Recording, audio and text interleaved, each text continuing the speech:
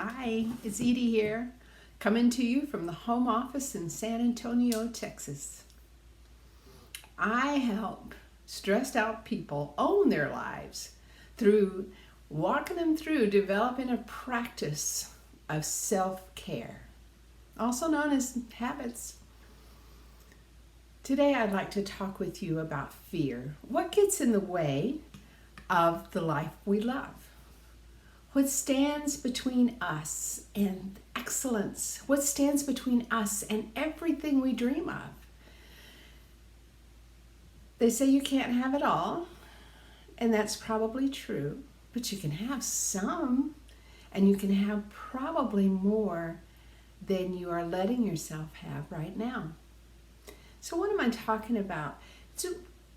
We know that to have really excellent health, we need to eat right, we need to rest well, we need to get quality movement into our lives, we've got to keep ourselves hydrated. It's really very simple, isn't it? There's not a lot of different things we need to do, and we are so fortunate in the U.S. because we a lot of times have high quality food that's available.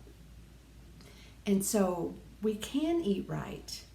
We can eat well. We don't have to eat expensively to eat well. We just need to be careful about what we eat. And it's hard to do in our day and time because fast food is so available and restaurant food is not necessarily prepared in a way that is life-giving, is nourishing, but it tastes really good. It tickles that receptor. And so we know how to take care of our health. We have plenty of information available to take care of our emotional well-being. We know what we need to do. And we certainly have opportunities to connect with our spirituality. And so what keeps us from doing these things that help us live into the life we love?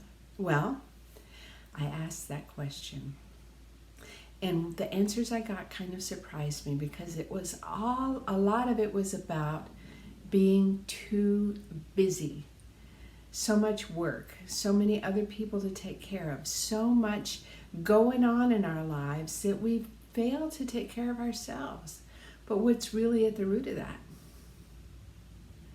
What's at the root of staying so busy that we can't do for ourselves the things that would keep us healthy? I think it's fear.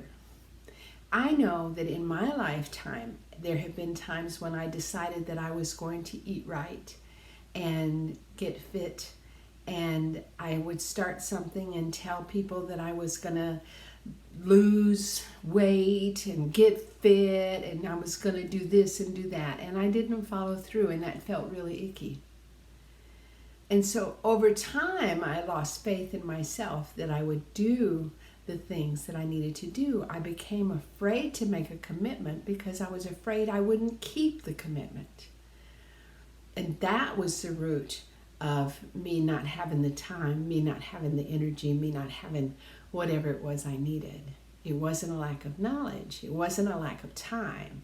It was a lack of faith in my own ability. It was a lack of belief in my own tenacity. Now, I'm a really tenacious person, and it was really hard for me to commit to taking care of myself. What does it take? Well, it takes trusting that we can do things differently. It takes perhaps some cheerleading, some community support. It takes a belief that we won't be judged for getting it wrong.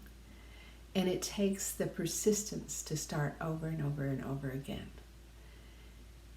That's what it takes. You'll remember that to start a new habit, we need to start small, start with one. The 4 keys are you have to remind yourself everywhere. You've got to keep it in front of you because we will forget. You've got to make it pleasurable. You got to find a way to make it fun. And the key to that is, if it's not fun in and of itself, to find some pleasure in the fact that you've done it. And the third thing is, you have to make it very small, very doable to establish a habit, because consistency is more important than quality or quantity when you're beginning a new habit. And the fourth is, you have to celebrate.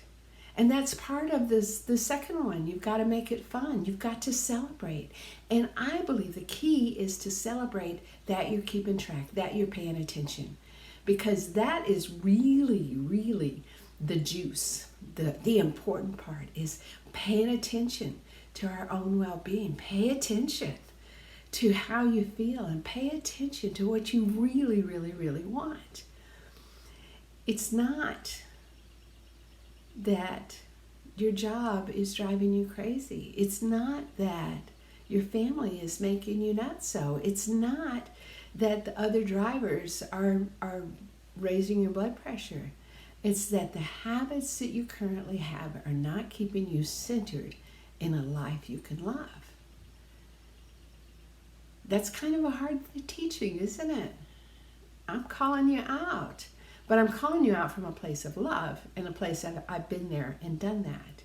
It wasn't until I made the decision that I would figure this out, that I was on a quest to learn how to do this. And now it is my great joy to bring others along on the same quest. So if you're ready to have a life you love, let's get it done. Let's do this, because it's the journey. The quest for well-being is where it is. Getting there isn't the juice. It's the being on the journey. We learn so much about ourselves, about life, and about love when we choose to love ourselves well and to do the work we need to do to have a life that we can love. Thanks for listening.